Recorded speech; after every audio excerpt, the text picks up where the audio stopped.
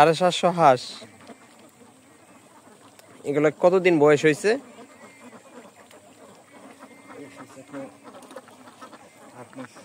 8 মাস। ডিমে আসছে হাঁসগুলা? 750 হাঁস। এখন তো সবগুলা মানে বেটি হাঁস, পুরুষ হাঁস নাই?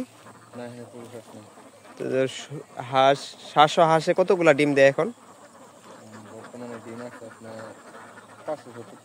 570 পিস ডিম আসে। বাড়বে আর নাকি না আশা করা যায়? সম্ভাবনা আছে। এখন কি খাবার দিচ্ছেন এই হাঁসগুলাকে? গম আর মাঠের যে শামুকগুলা আছে ওই শামুকগুলা খাচ্ছে। আচ্ছা আচ্ছা। কি হাঁস যাত্রার নাম কি? খাঁটি ক্যাম্বেল। খাঁটি ক্যাম্বেলই মনে হয় সবচেয়ে ভালো, বেস্ট কোয়ালিটি নাকি না অন্য কোন জাত আছে হাঁসের? ডিমের জন্য এটাই ভালো। ডিমের জন্য খাঁটি ক্যাম্বেলটাই বেস্ট। আচ্ছা আচ্ছা। এই হাঁসের বাচ্চাগুলো কোথা থেকে আনছিলেন? এগুলো আমি বাচ্চা কিনে আনি নাই, আমি রেডি বাচ্চা কিনে আনছি। 4 মাস 4.5 মাস বয়সে কিনে আনছি। আমি বলতেছি আজকে 4 মাস। 4 মাস 4.5 মাসের মতো বয়সের যে হাঁসগুলা ছিল ওই হাঁসগুলো আপনি কিনে আনছেন। কত টাকা পার পিস পড়ছিল?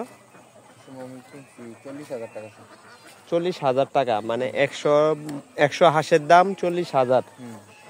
তাহলে বিশাল টাকা, অনেক টাকা। মানে পার পিস তাহলে কত টাকা পড়ছে? 400 টাকা। 400 টাকা পার পিস একটি হাঁসের দাম।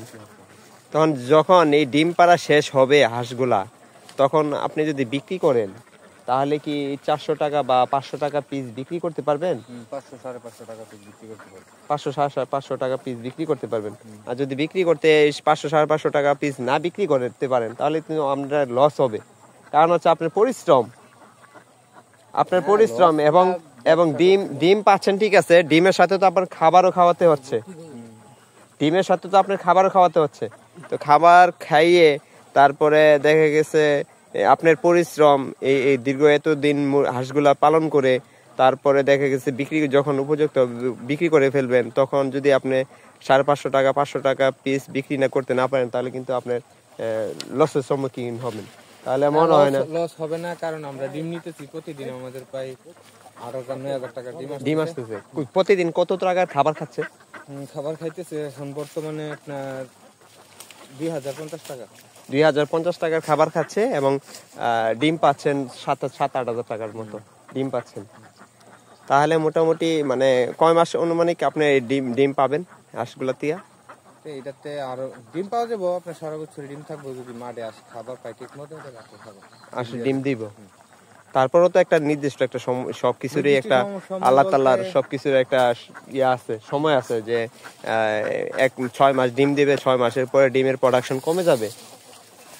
ডিমের প্রোডাকশন কমে গেলে আবার সর্বোচ্চ 1 মাস পরে আবার ডিম উঠে যাবে না? 1 মাস। আচ্ছা আচ্ছা। এখন এই একটা হাঁস কতটুকু ওজন হবে? 1.5 কেজি 2 কেজি। 1.5 কেজি 2 কেজি হবে। ভাই এই পাশ দাও, উঠান কোনা দিয়া।